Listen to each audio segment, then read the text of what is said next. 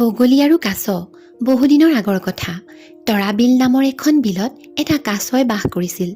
সেই বিলৰ পাৰতে থকা এজোপা প্ৰকাণ্ড বট গছত এহাল বগলীও বাস কৰিছিল। সিহঁতে বিলৰ মাছ পুঠি খাই সুখেৰে দিন কটাইছিল। গছৰ ওখ ডালত সিহঁতে বাঁহ সাজি কণী পাৰি পোৱালি জগায়, কিন্তু কেতিয়াবা কণীবোৰ বাঁহৰ পৰা সৰি পৰি ভাগি যায়। সেই বিলখনৰ পাৰতে এডাল প্ৰকাণ্ড অজগৰ সাপে বাস কৰিছিল। সি প্ৰায়ে বগলীহালৰ কণীবোৰ আৰু পোৱালিবোৰ খাই পেলায়। ইয়াকে লৈ বগলীহালৰ মনত বৰ দুখ। এদিন দুপৰীয়া সেই অজগৰ সাপটোৱে বগলীজনীকো গিলি পেলালে। বেচেৰা বগলীটো অকলশৰীয়া হ'ল আৰু সি আমন জিমনকৈ ডালত বহি থাকে। মনৰ দুখতে সি খোৱা বোৱাও ভালকৈ নকৰা হ'ল।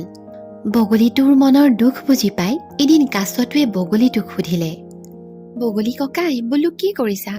দুদিনমানৰ পৰা মই মন কৰিছো তুমি দেখোন আমন জিমনকৈ বহি আছা। তোমাৰ কি হৈছে, মোকো কবা নেকি?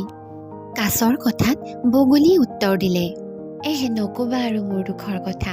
মই মোৰ পৰিয়াল সকলো হেৰুৱালো। দগাবাজ অজগৰ সাপটোৱে মোৰ সকলো শেষ কৰিলে। এতিয়া মোৰ জীৱনৰ প্ৰতিও সংশয় হ'ল। কোন মুহূৰ্তত সি মোকো খায়হি ঠিক নাই। সেয়েহে মই এইদৰে মন মাৰি বহি আছো। বগলীৰ কথা শুনি কাছটোৰ বৰ দুখ লাগিল। সি বগলীক ক'লে, তোমাৰ কথা শুনি বৰ দুখ পালো ককাই।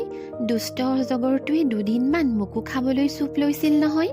ময়ো ভয়ে ভয়েহে থাকোঁ। তাৰ বাবেই ময়ো বংশবৃদ্ধি কৰিব পৰা নাই। সি মোৰো মৰমৰ কণীবোৰ গিলি পেলায়। অজগৰটোৰ পৰা পৰিত্ৰাণ পোৱাৰ কিবা এটা উপায় উলিয়াব লাগিব।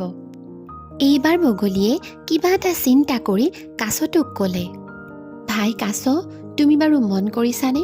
বিলৰ পানীও বৰকৈ শুকাইছে, বৰষুণো নাই। প্ৰখৰ ৰ'দৰ বাবেই পানীবোৰ শুকাইছে। একেবাৰে শুকাই গ'লে দেখোন খাবলৈকে নোপোৱা হ'ম। তোমাৰো থকাৰ মস্কিল হ'ব।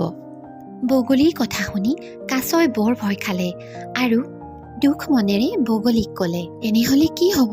মোৰো মৃত্যু নিশ্চিত। কাছই ভয় খোৱা দেখি বগলীয়ে কাছক সান্তনা দি ক'লে, তুমি চিন্তা নকৰিবা। মই ককাইটো থাকোঁতে তোমাৰ কেতিয়াও বিপদ হ'বলৈ নিদিওঁ। মই কিবা এটা উপায় নিশ্চয় উলিয়াম। আমি বেলেগ পানী থকা বিল বা নৈলৈ গুচি যাম। বগলীৰ কথা শুনি কাছই বৰ দুখ মনেৰে ক'লে, তুমিতো উৰি উৰি যাব পাৰিবা, কিন্তু মই কেনেকৈ যাম?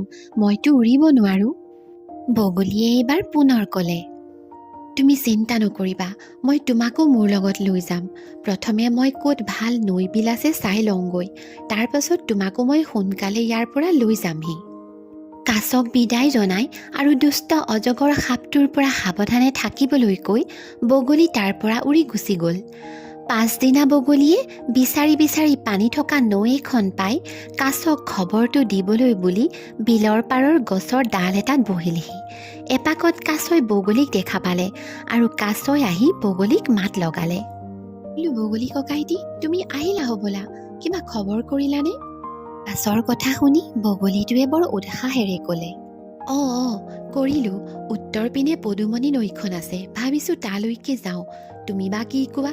যদি যোৱা আজিয়েই যাওঁ ব'লা, ভাল কামত বেলি কৰাৰ সকাম নাই। বগলীটোৰ কথা শুনি কাছই বৰ দুখ মনেৰে ক'লে, মইনো কেনেকৈ যাম ককাইটি? কাছৰ মনৰ দুখ দেখি বগলীয়ে কাছক ক'লে, ভাই, তুমি এটা কাম কৰা, তুমি মোৰ ঠেঙত ভালকৈ খামুচি ধৰা। মই তোমাকো উৰাই লৈ যাম।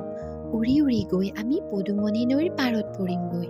বগলীৰ কথাত কাছই বগলীৰ ঠেঙত খামুচ মাৰি ধৰিলে। তেনেকুৱাতে দুষ্ট অজগৰটোৱে সিহঁতক ধৰিবলৈ চোঁচা মাৰি আহিল। কিন্তু বগলীটোৱে কাছক লৈ আকাশলৈ উৰা মাৰিলে আৰু অজগৰ সাপটোৱে সিহঁতক উৰি যোৱা দেখি ওঠ চেলেকি চাই থাকিল। বগলী আৰু কাছই পদুমণি বিলৰ পাৰত নতুন জীৱন আৰম্ভ কৰিলে।